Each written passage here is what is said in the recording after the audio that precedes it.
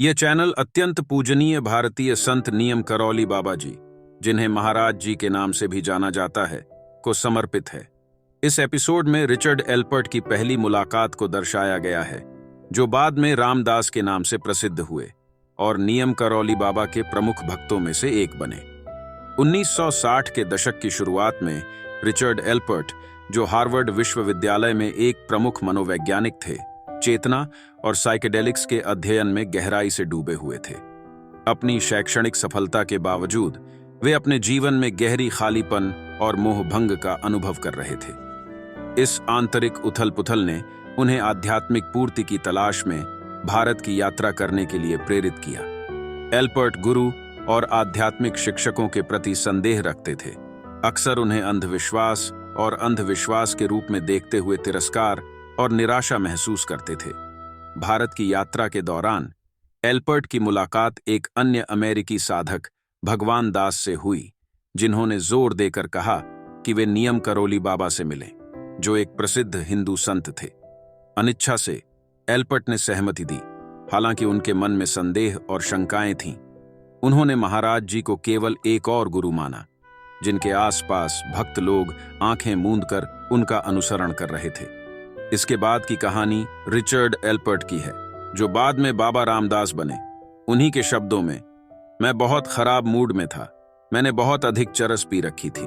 भारत में बहुत लंबे समय से था और वैसे भी किसी गुरु से मिलने की कोई खास इच्छा नहीं थी। हम इस मंदिर पर रुके और भगवान दास ने पूछा कि गुरु कहाँ हैं? कार के आसपास इकट्ठा हुए भारतीयों ने पास की पहाड़ी की ओर इशारा किया। एक क्षण में ही वह कार से बाहर आकर पहाड़ी पर दौड़ पड़ा। वे उसके पीछे थे और गुरु को देखकर बहुत प्रसन्न लग रहे थे। मैं कार से बाहर निकला। अब मैं और भी परेशान था, क्योंकि हर कोई मुझे नजरअंदाज कर रहा था। मैं नंगे पांव उनके पीछे दौड़ा, इस पत्थरीले रास्ते पर ठोकर खाता हुआ ऊपर चढ़ता रहा। वैसे भी मुझे गुरु से मिलना नहीं था, और यह सब क्या हो रहा था? रास्ते के एक मोड़ पर मैं एक घाटी को निहारते हुए एक मैदान में पहुंचा, और उस मैदान में एक पेड़ के नीचे 60 या 70 वर्ष की उम्र के एक आदमी बैठे थे। उनके चारों ओर एक कंबल लिपटा हुआ था। उनके चारों ओर 8 या 9 भारतीय बैठे थे। मुझे उस सुंदर दृश्य का आभास हो रहा था। समूह, बादल, हरी भरी घाटी, हिमालय की तलहटी की दृश्य पवित्रता। मेरा यात्रा साथी उस व्यक्ति के पास दौड़ा और जमीन पर गिर पड़ा।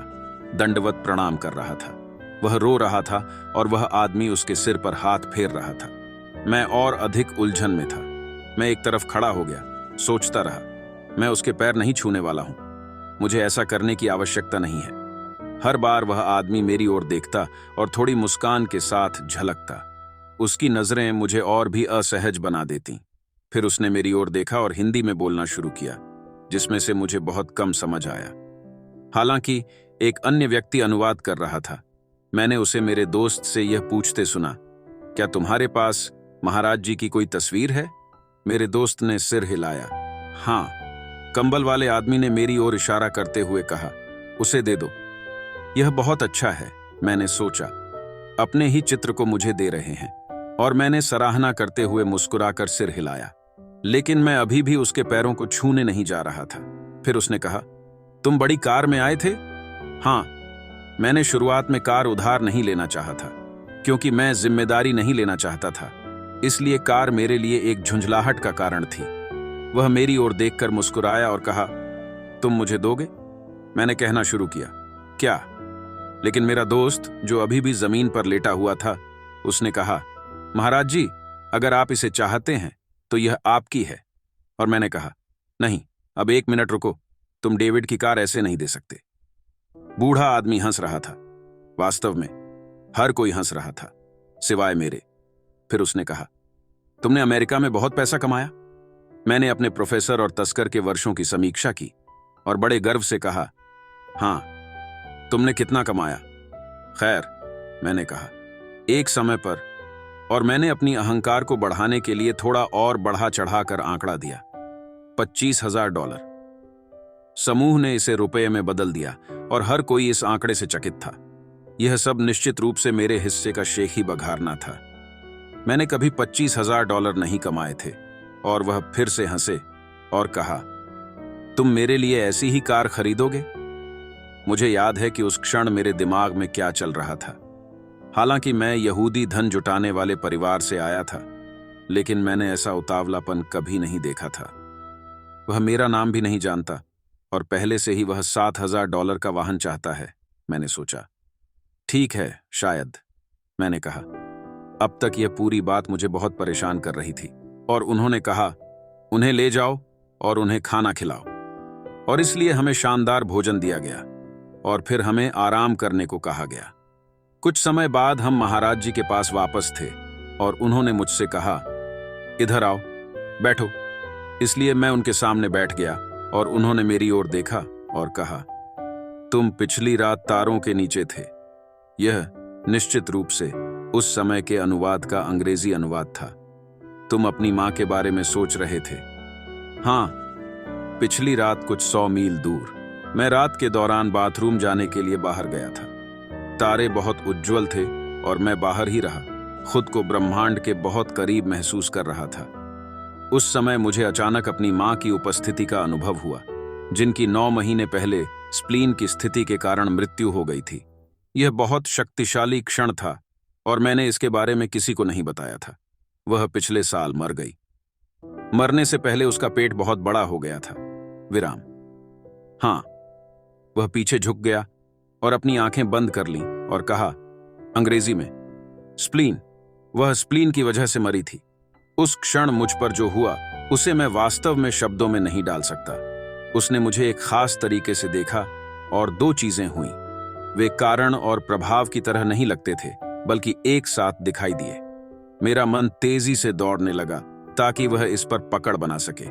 उसने जो किया था उस पर पकड़ बनाने की कोशिश करने के लिए मैंने हर उस सुपर CIA परनोइया से गुजरा जो मैंने कभी महसूस की थी। वह कौन है? वह किसका प्रतिनिधित्व करता है? वह कौन सा बटन दबाता है जिससे फाइल दिखाई देती है? उन्होंने मुझे यहां क्यों लाया? इनमें से कोई भी बात नहीं बनी। यह बस असंभव था कि ऐसा इस तरह हो सकता था। मेरे यात्रा साथी को महाराज जी जो कुछ भी कह रहे थे उसके बारे में कुछ नहीं पता था और मैं एक पर्यटक था जो कार में आया था। पूरी बात बस अकथनीय थी। मेरा मन तेज और तेज चलता गया। तब तक मेरे पास मानसिक अनुभवों के 2 मॉडल थे। एक था, ठीक है, यह किसी और के साथ हुआ और यह बहुत दिलचस्प है और हमें निश्चित रूप से इन चीजों के बारे में खुला दिमाग रखना चाहिए। यही मेरा सामाजिक विज्ञान दृष्टिकोण था। दूसरा था, ठीक है, मैं LSD पर उच्च हूं। कौन जानता है कि वास्तव में यह कैसे है?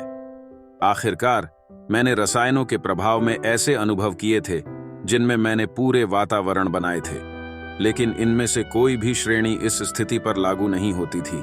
और जैसे जैसे मेरा मन तेजी से दौड़ता गया, मुझे ऐसा लगा जैसे किसी कंप्यूटर को कोई हल न होने वाली समस्या दी गई हो।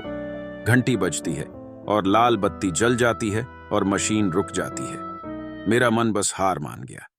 इसने अपने परिपथ, अपने उत्साह को एक स्पष्टीकरण देने के लिए जला दिया। मुझे तर्क संगत स्तर पर कुछ समापन की आवश्यकता थी और वहां कुछ भी नहीं था। उसी समय मैंने अपने सीने में यह अत्यंत तीव्र दर्द और एक जबरदस्त मरोड़ने की अनुभूति महसूस की और मैं रोने लगा। मैं रोता गया और रोता गया, लेकिन मैं न तो खुश था और न ही दुखी। यह एक प्रकार का रोना था जिसका मैंने पहले कभी अनुभव नहीं किया था। मैं इसके बारे में केवल इतना ही कह सकता था कि ऐसा लगा जैसे मैंने कुछ समाप्त कर दिया है। यात्रा समाप्त हो गई थी। मैं घर आ गया था।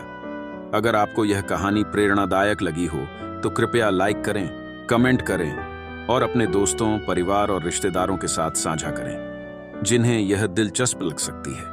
कृपया नियम करौली बाबा जी महाराज की ऐसी और प्रेरणादायक कहानियों के लिए सब्सक्राइब करें। देखने के लिए धन्यवाद।